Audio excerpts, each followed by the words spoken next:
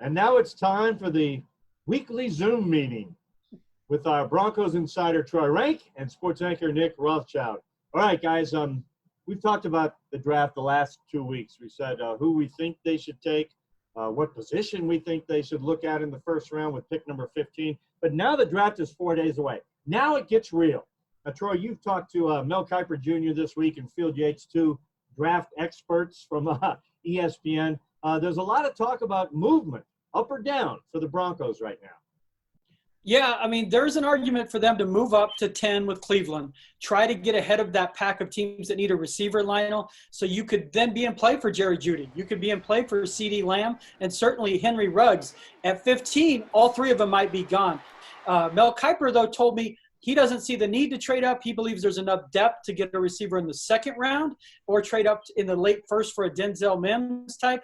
Field Yates was more on the line of what I've been saying, that a receiver in the first round, finding a running mate for Cortland Sutton is the better way to go. Because I'm not convinced once you get past the first 4 or 5 guys that there's all this quality in receiver line. There's a lot of depth, but I'm not sure you're getting the elite quality that I would like. Right. I mean, we've all seen the mock drafts. One of them came out, said Kenneth Murray, linebacker, Oklahoma, might go at 15. Michael Pittman, the USC receiver, might be picked in the second round.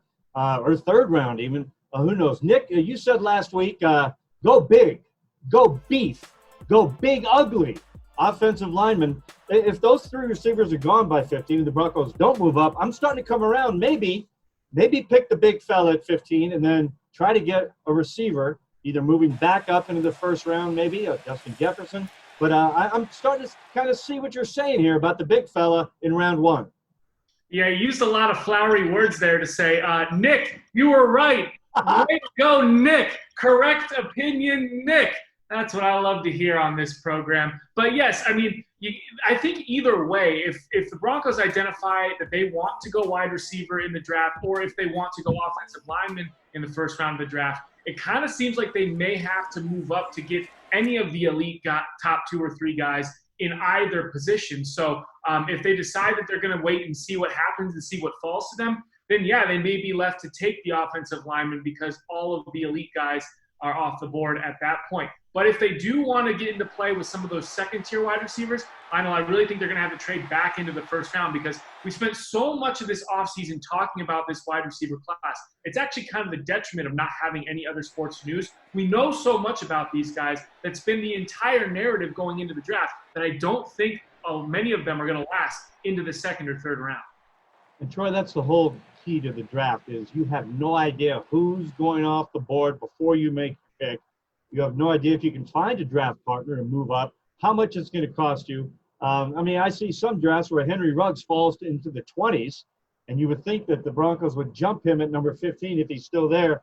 The beauty of the draft is so many pieces are a part of it. You can't really pick one guy or one position and say this is what they're going to do at 15.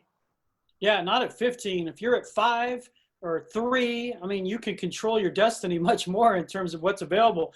Well, the curious thing to me, though, is, you know, a guy like C.J. Henderson, we talk, if the receivers are gone and the tackles are gone, if he's there at 15, you stay put. Kenneth Murray, for me, I like him. He's a reach at 15. I'm sorry. Denzel Mims, a receiver. He's a reach at 15. If you don't think the value's at 15, that's why you could trade back to 25, pick up another second-round pick, then move back into the first. You just have to be careful for me. If you're on your 5th tackle and 5th receiver at 15, you know, you can start justifying to me to trade back. I just would like, because I'll be honest, part of it's because I've watched their offense for 4 straight years look like a dial-up connection. I want a receiver to give them more explosive power to score more points. It's really that simple. So I have recency bias. I just covered an offense that averaged 17 points a game. And you've recently talked to Drew Lock as well. Did he say anything about the draft or I need a guy with Cortland Sutton and Noah Fant? Or what was Drew Lock's message to you since you texted with him this weekend? Yeah, Drew, I was talking to him about how this offseason is going, so it's such a weird deal for these players. He said he's been able to get workouts in. He's trying to stay smart. He's still able to throw and do some of those things. But I told him that I thought he'd be fine because of his humble attitude and his intelligence in terms of willingness to study. And he had an interesting response to me that essentially said, if you get to this point in the league, you can't let people down. Why would you want to let him down? And you have to be invested. He said you have to be invested 100% as a quarterback. And that's just music to Broncos fans' ears, given some of the issues they've had over the last few years. Just one thing to add here. If we believe Drew Lock is the guy at quarterback, these next 3 years are your championship window. Why not use some of your draft capital to move up and go get a receiver if you think he can be the difference maker?